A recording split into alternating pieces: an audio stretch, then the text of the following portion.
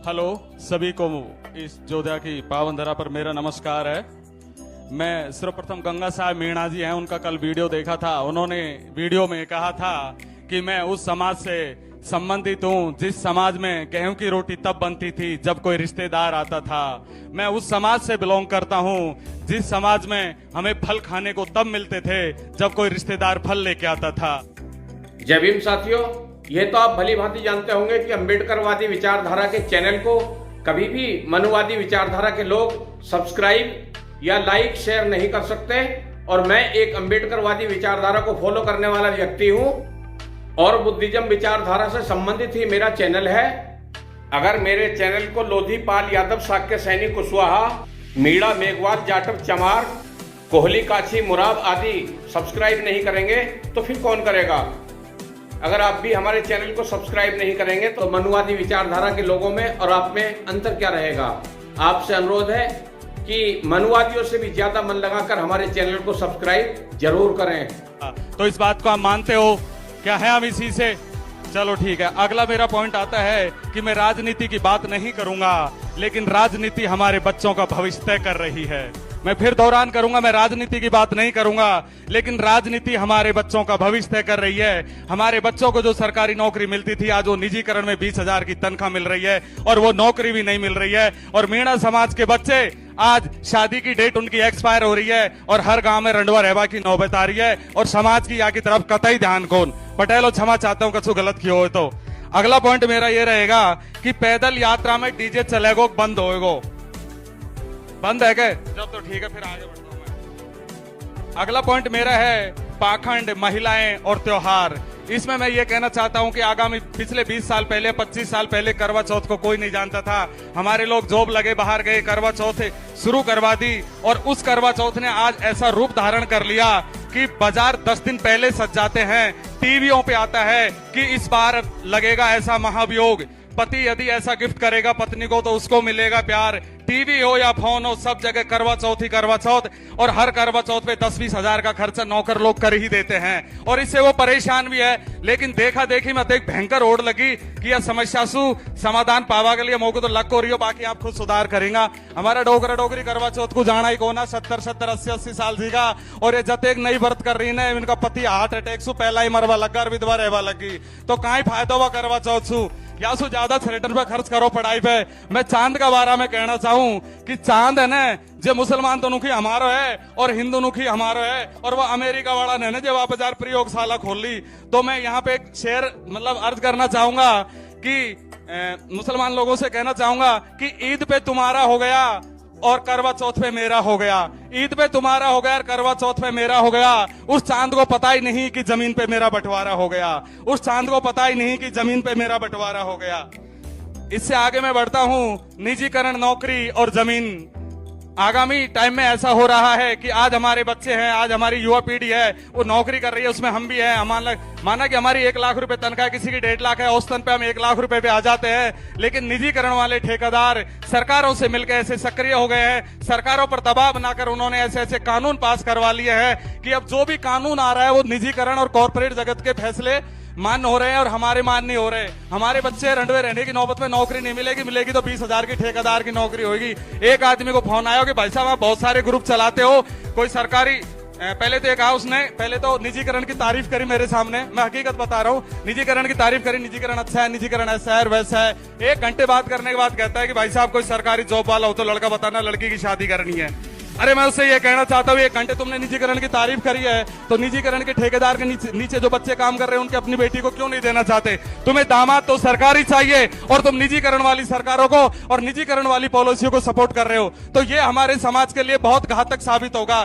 इससे हमारी समाज की बहुत बड़ी आय पर कॉर्पोरेट जगत का कब्जा हो जाएगा और समाज बहुत गरीबी की ओर धकेला जाएगा। इसमें यह होता है कि माना कि एक गांव में 20 आदमी नौकरी करते हैं, 20 लाख रुपए की तनख्वाह आती है, लेकिन जब निजीकरण में 20 से 25 हजार रुपए की तनख्वाह मिलती है तो एक आदमी की जो 80,000 रुपए की कटौती होती है वो ठेकेदार के पास जाती है, निजीकरण वाला, और वही ठेकेदार देर सवेर सरकार से मिलकर हमारी जमीन खरीद लेता है। हमारे पैसे की कटौती हुई और उसी पैसे से हमारी जमीन खरीद ली, तो पहले तो हमारी नौकरियों में कटौती और फिर हमारी जमीन चली गई। तो इस समस्या पे भी हमें धीरे धीरे गौर करना होगा। और ये पटेलों से निवेदन है जो निजीकरण को नहीं समझ पा रहे, वैसे छरेट रंडवा रह रहा है जब निजीकरण सबन को समझ में आ रहे, पण कहीं और समझ में आ जाएगा, जिनका थ्रेड नौकरी कर रहा है रेलवे में ना, उनको अच्छी तरह पता है कि खुद वो 1 लाख तनख्वाह लेते हैं, लेकिन सामने ठेकेदार का जो आदमी है ना, वो 15,000 रुपए में दिन भर रौड़ी समेटता है पटरियों पर, और वो घर पे फोन करके बताए अपनी मम्मी पापा को कि निजीकरण ये चीज है, और इससे फिर आगामी टाइम के लिए रणनीति बनाई जाए और इस पे भी एक महापंचायत की जाए।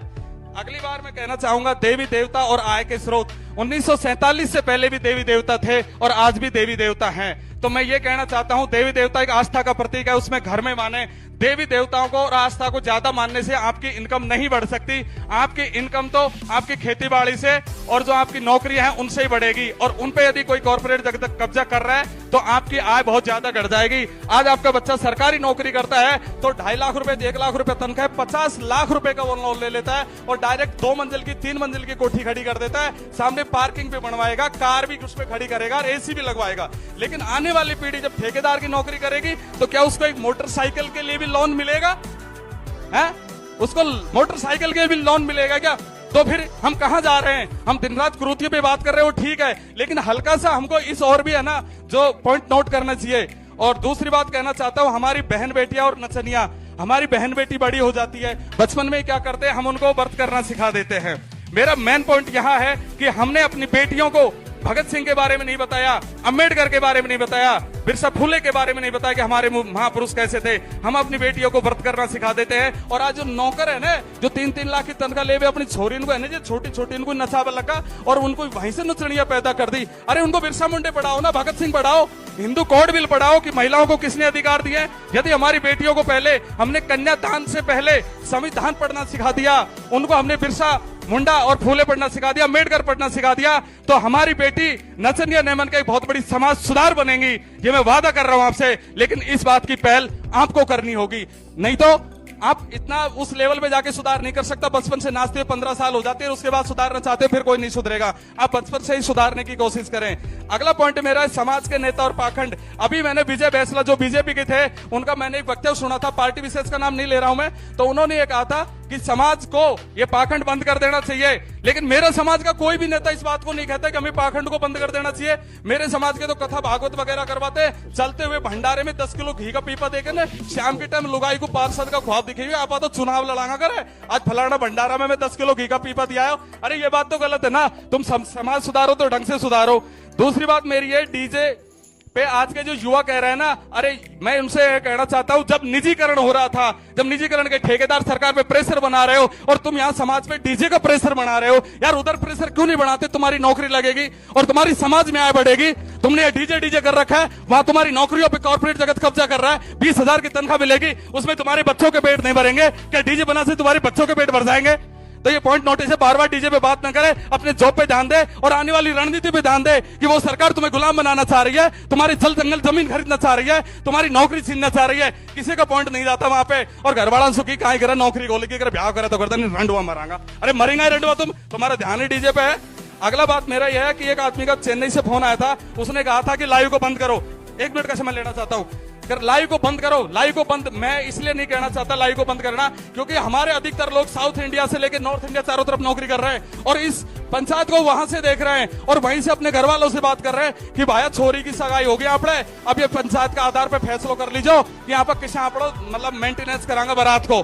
तो यदि वो लाइव यहाँ से देख रहा है तो वो सब चीजों को अपने घर वालों से बात कर रहा है ना। हर आदमी तो पंचायत में नहीं आ सकता, इसलिए अभी फिलहाल में आगामी 6 महीने तक कोई भी पंचायत हो तो उसका लाइव बंद नहीं किया जाए, ये मैं कहना चाह रहा हूं। अगला पॉइंट है 26 जनवरी। आज आजादी के 75 साल बाद भी हम लोग 26 जनवरी का मैं तो नहीं समझ सके कि 26 जनवरी के दिन ही हमारे हित अधिकार लागू हुए थे। यही हमारा भगवान है, यही हमारा स्वर्ग है, क्योंकि 26 जनवरी के दिन से ही हमें पढ़ने लिखने का अधिकार मिला, नौकरियों में अधिकार मिला और उन अधिकारों से हमारी आय बढ़ी और उसी आय से आज हमारे मकान बने, हमारे घर पे कार भी लगी और एसी भी लगी और बच्चे IAS तक के बढ़िया तैयारी करके मुखर्जी नगर जैसे नगर में रह रहे हैं। यदि हमारी इतनी बड़ी आय ना होती तो हमारे बच्चे इतने आगे ना होते। अब मैं कहता चाहता हूं कि हमने कुछ संविधान को लेकर जागरूकता शुरू करी है। 45 तहसीलों के ग्रुप हमने बना रखे हैं, साइलेंट मोड में हम काम कर रहे हैं, ज्यादा हम हुल्लड़ नहीं कर रहे। इस मामले में कुछ शुरुआत हमने किया कि कन्यादान से पहले संविधान, अपनी बेटियों को कन्यादान से पहले आप संविधान पढ़ाओ, बिरसा मुंडे पढ़ाओ, फूले पढ़ाओ। इसलिए यही शुरुआत यहीं से करो और यहीं से इस चीज का प्रण लो कि हम अपनी बेटियों को कैमरे के सामने नचा कर नहीं, उनको अब शिक्षा का ज्ञान देंगे और संविधान का ज्ञान देंगे। हिंदू कोड बिल जिससे उनको सारे अधिकार मिले थे वो समझाइए, बहुत शॉर्ट में कह रहा हूं। अगला मेरा पॉइंट है हर हर संविधान घर घर संविधान। इस पॉइंट के माध्यम से हमारी कोशिश रहेगी कि हम अपने जनप्रतिनिधि को, अपने पटेल को, अपनी पंचायतों में सब जगह संविधान की बुक देंगे और इस जात परमेश्वरी गंगा को जिम्मेदारी देंगे, क्योंकि हम तो बाहर रहते हैं, गांव में ये रहते हैं कि ये संभाले और संविधान की जानकारी लेके अपने गांव में लागू करवाएं और संविधान के प्रति सब लोगों को जागरूक करें।